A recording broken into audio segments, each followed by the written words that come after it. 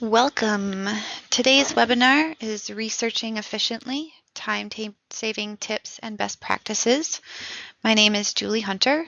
I'm the Online Research and Instruction Librarian here at Berkeley College. I've included my email address here, but I will also post it at the end. Absolutely feel free to email me with research questions. Just so you're aware, this webinar is being recorded. Once it's posted, I will send out a link so you can reference it in the future. Also, feel free to post questions as we go. I will try to answer them without too much awkwardness. Today I'm going to talk about time-saving skills to help you with your research. Each of you are juggling so many aspects of life, from work, school, family, and spending time with your friends. Knowing how to perform research efficiently will help give you some more of that free time. As we go through today, it's important to keep in mind that researching efficiently is also about time management. If you are good at managing your time, creating a schedule, and using the following best practices, you will become efficient at your research. Using these tips in the long run will save you time and help you create a better paper. So first things first, you've received your assignment. The first thing you should do is set your goals. The most basic goals should be receive your assignment, pick a topic and establish a thesis, begin your research, finish your first draft, conduct additional research, finish your final draft, and submit your paper. Your goals can be as broad or as narrow as you need them to be. If you feel you need to add more goals in there, then go for it. Examples might include checking your citations. So now that you have your goals picked out, you can create a timeline.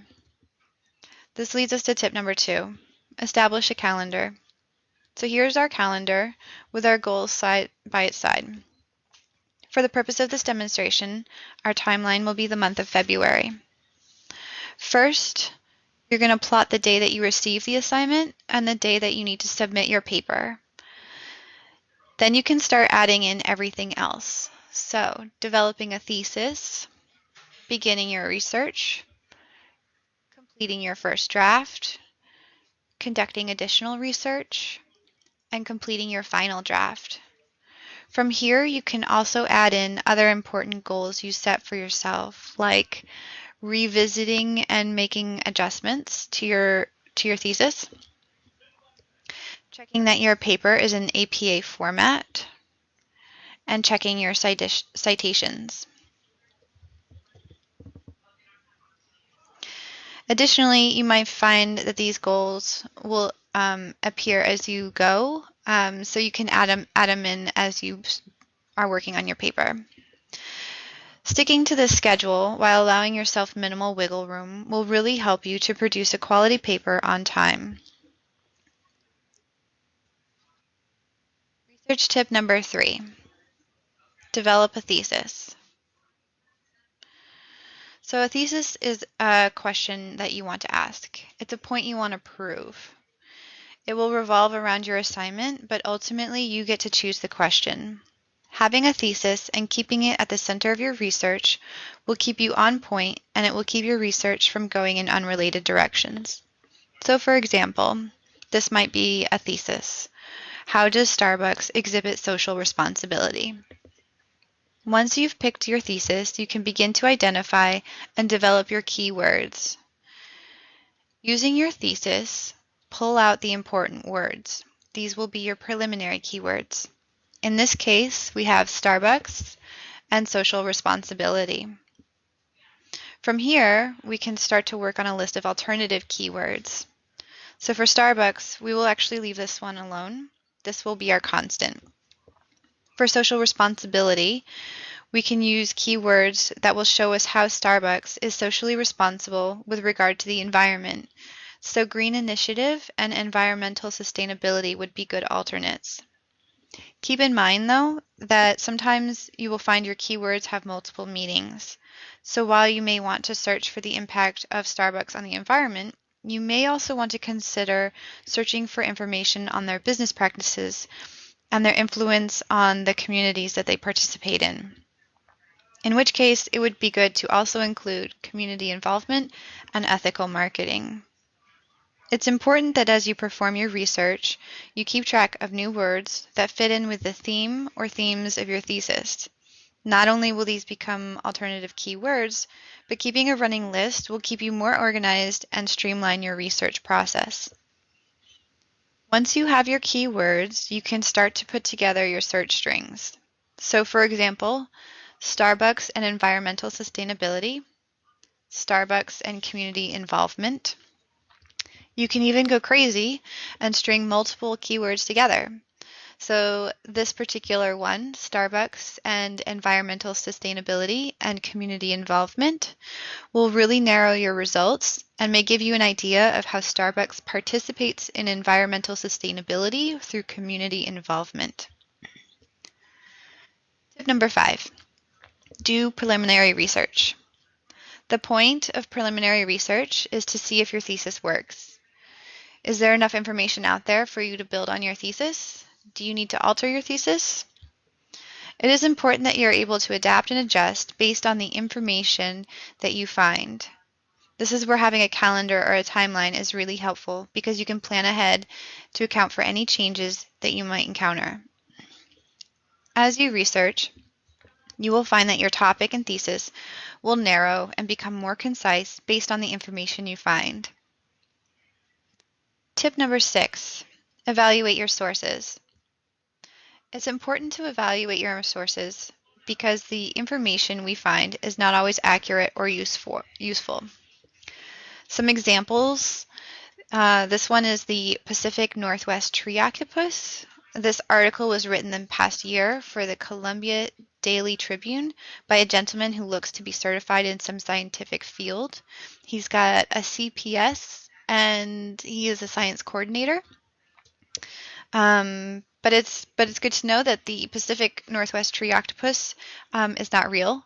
It has its roots all the way back to 1998 when he was first created to prove that the internet could have inaccurate information. Even though this animal, this article looks real and credible, it's not. Another good example is The Onion. The Onion is a spoof site that develops content based on trending stories. It is definitely not dependable information, but it has been quoted as fact in some situations. Another reason why it's important to evaluate your sources is that the internet is filled with a lot of information. If we search for Starbucks and social responsibility in Google, there are over 2 million results. That is a lot of results to pick through to find good information for your paper. If you use the library's resources, we assume responsibility for the validity of the information we provide to you. But if you use outside resources like the internet, and you can, you need to make sure that the information is credible and applies to your research. So here are some tips. When you evaluate your resources, there are 5 things to look at. Objectivity. So when you consider the objectivity of a website or information on the internet, ask the following questions. Is the author trying to persuade the reader one way or another? Are they providing an objective view? Are there endorsements or ads that support the author's viewpoint? Currency. How current or old is the site? When was it last updated? Is the information still relevant? Authority. Who is the author of the information? What are his or her credentials? What does he or she have? What is their expertise? Accuracy. Is the information on the website supported with documented facts? And the last one is coverage. Is the coverage of the information simple or complex? Does the author go into great detail or do they just skim over the details? Other things to include or consider include the grammar. Is the content written well with good grammar? Who is the author? What are their credentials? What is the source of the information? Is it hearsay? Is it factual? What's the domain name? For more information, please visit our LibGuide on evaluating resources. So to talk a little bit more about domain names, and this is an interesting one. A domain name is the last part of a website. It will tell you a lot about the website. So for example, you've probably seen these. .edu is for educational entities. .gov is for the US government. .org is for nonprofits. And .com is for commercial sites. So these are open to anybody. Anybody can create a .com. If you're interested in knowing more about domain names, IANA, which is the Internet Assigned Numbers Authority, they are responsible for maintaining a master list of all top-level domain names in the world, among other responsibilities. So you could find out the domain name for the country of Japan, for example. Wikipedia also has a really handy table which provides information on the domain name, the owner, as well as other notes. So speaking of Wikipedia, Wikipedia can be great for preliminary research, but be careful because ultimately it is an open website that anyone can edit, even you. There are other pedias, including Conservapedia, which is written from a Christian fundamentalist viewpoint, and then there is also Creation Wiki, written from a biblical worldview. There are many others, but just to point these out, the reason I mention them is because depending on what your assignment is about, these may be great resources, but they could also be very bad resources. You really have to understand your assignment and your thesis and be able to pull that information.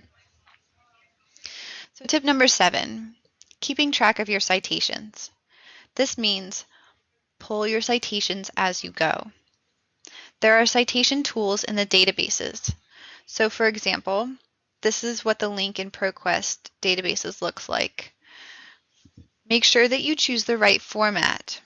In ProQuest, the default is MLA, which for those of you who are in the humanities or literature classes, this may be exactly what you need. But if you are in a class that requires APA, which business classes, FYI, are now using APA style, make sure that you choose APA 6th, American Psychological Association, 6th edition from the dropdown.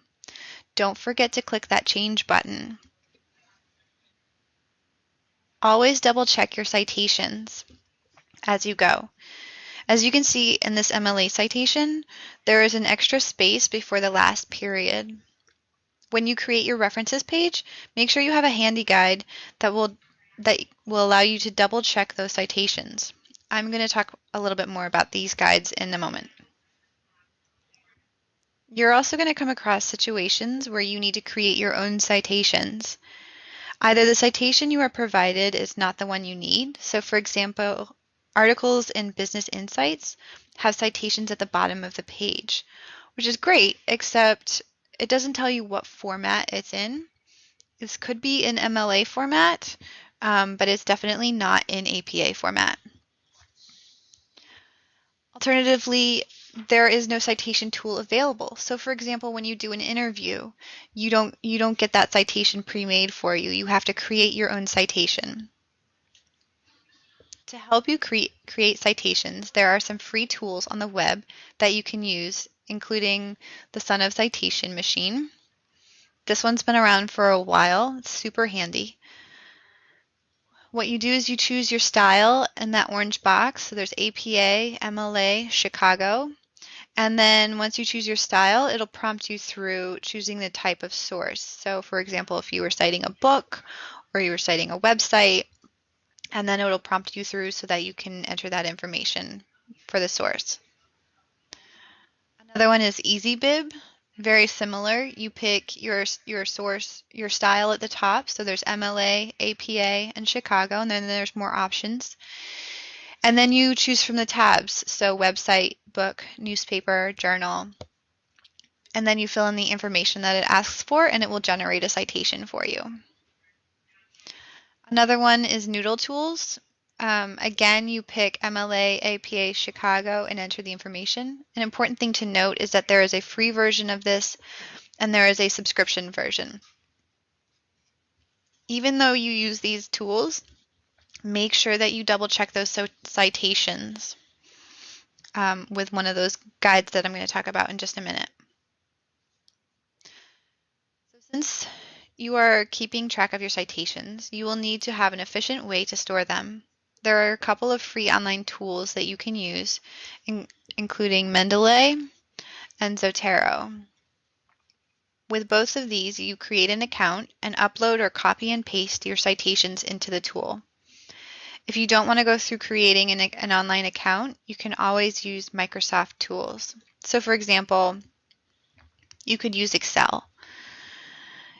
You can make the headers reflect what information you think is necessary for your paper.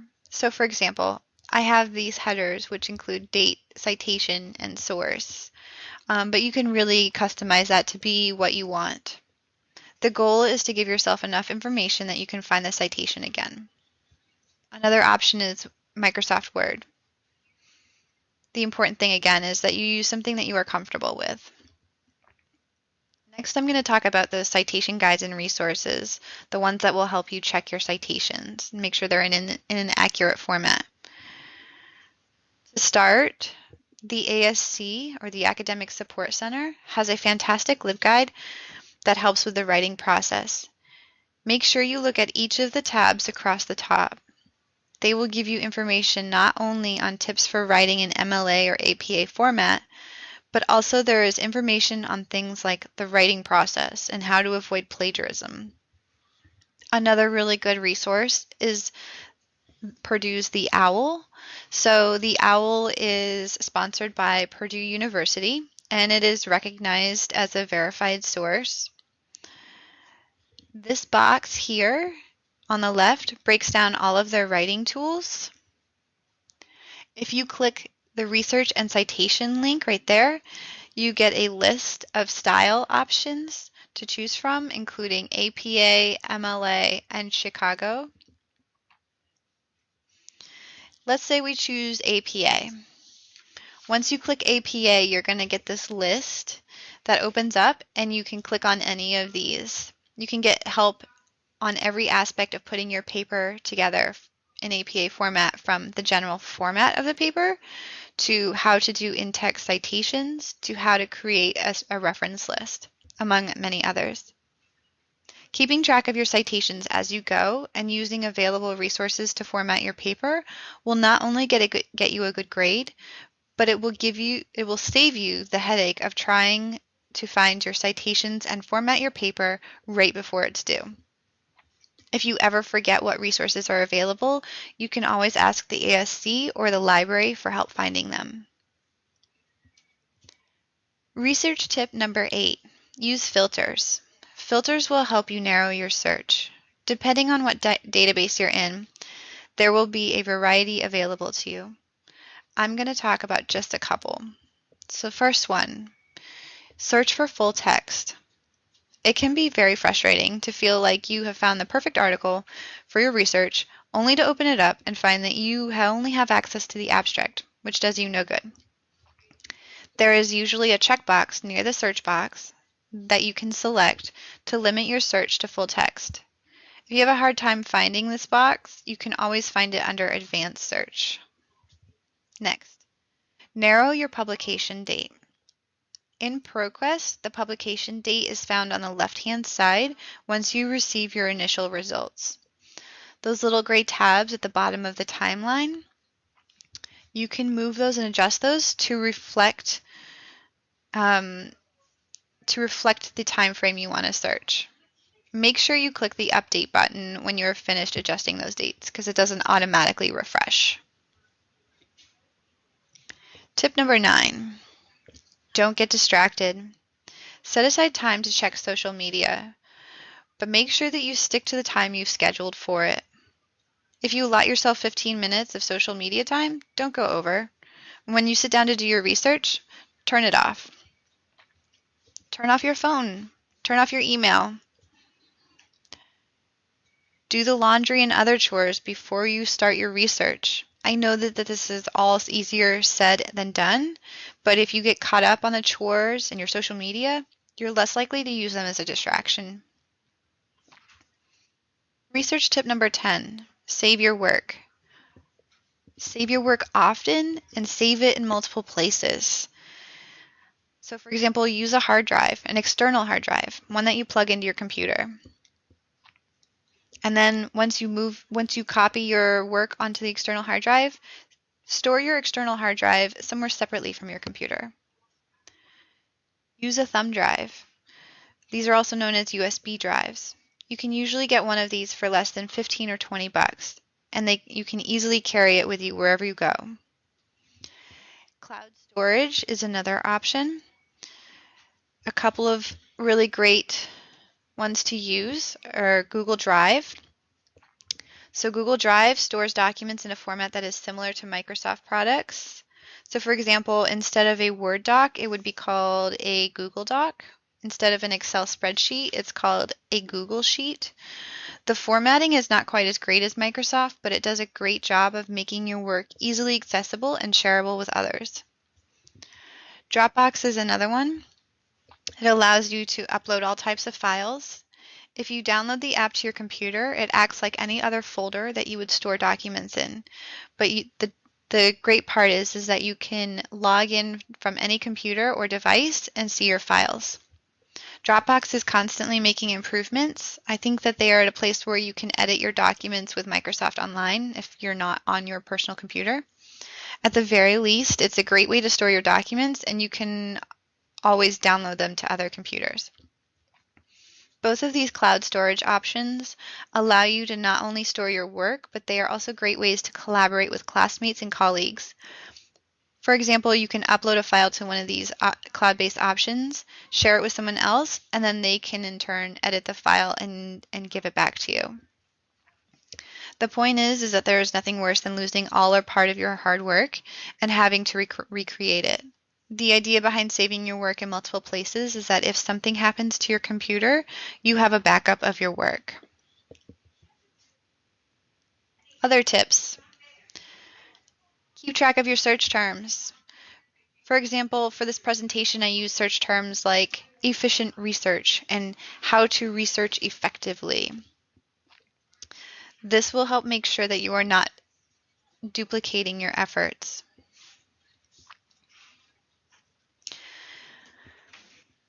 Find things quickly. So this is one that a lot of people are not aware of. If you are in a browser, you can find words or phrases quickly by pushing Control F on PCs. And then if you're on a Mac, you hit the command or the little Apple button and F, and you hit those at the same time. A box will appear at the top right of your screen where you can type in what you are looking for. The box will tell you how many times that word or letter is found or phrase is found on a page and where it's found on the page. You can click the up and down arrows, and this will allow you to jump between instances of the word or phrase. There's also a bar that appears on the right-hand side. You can see it with the little hash marks. It shows you approximately where in the document the word or the phrase is found. Read the abstract. In your initial search results, the database only shows you where your search terms are located in the article. So you can see here that our keywords, which are Starbucks and social responsibility, are highlighted. But that blurb under the title even though it looks like an abstract, it's not actually an abstract.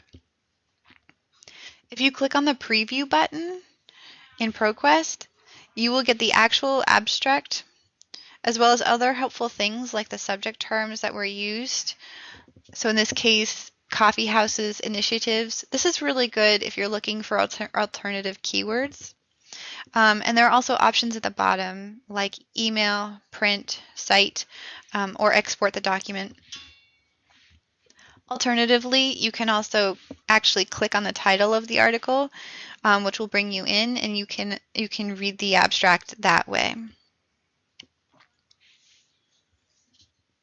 Next, use your browser history. This is really great.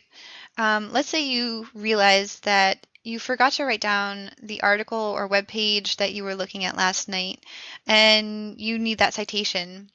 The browser history will tell you what web pages you have looked at recently. You can access it in Google Chrome by clicking on that Customize and Control Google Chrome button. It's at the top right of the page. It's the little bars there. And then from there, you can either you can scroll down to history, and then it shows you the most recent ones, or you can click on history. Alternatively, you can also press, if you're on a PC, you can press Control H. If you're on a Mac, you can press again that Command Apple button plus Y, and it will pull up your full history. And it gives you, it's very detailed, and so you can search for what you're looking for.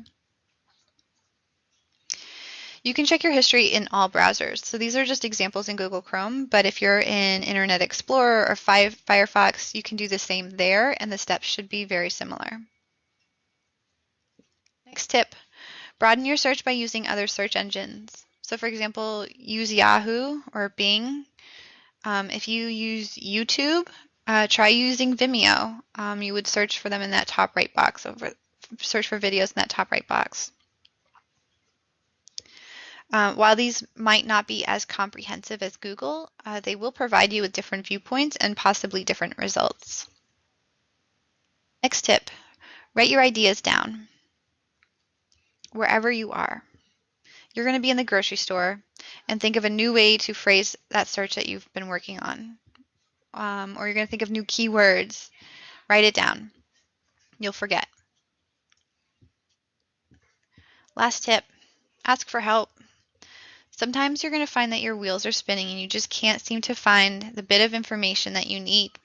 Ask a librarian for help. They are trained to find things. You can do this a couple of ways. So you can go to one of our libraries in person. You can do it virtually by using our chat service. Let's say it's after midnight, or it's 2 a.m. in the morning and you're doing your research and there's nobody available to answer your questions. Check out our FAQ page. You can type in your question in that search box, and it will give you suggestions on possible answers.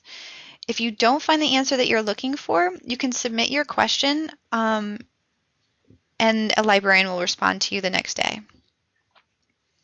Another place to ask for help is the Academic Support Center. This is their Blackboard page, which everyone should have access to through the Community tab. They have support services like Rite Aid and TutorTrack. You can sign up for these here. And again, this is their LibGuide. It has a lot of really great resources for writing. Thanks so much. If you have any further questions, please feel free to email me or give me a call. There's my email address and my phone number and extension. Thanks.